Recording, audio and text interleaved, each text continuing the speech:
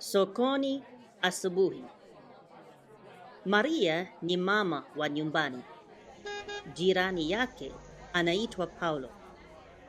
Maria ni mwanamke na Paulo ni mwanaume. Baada ya kutoka nyumbani asubuhi, Maria anakutana na Paulo sokoni. Wanasalimiana. Basi Maria anasema, "Habari za asubuhi baba." Paulo anasema, "Nzuri, asante." Baada ya kusalimiana, wanazungumza kidogo kuhusu bei ya matunda. Maria anauliza, "Maembe ni ghali leo?"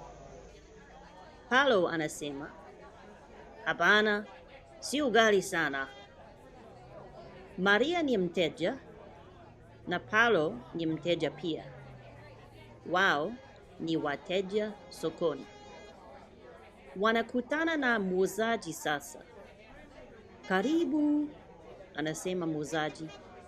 "Asante," wanasema Maria na Paulo.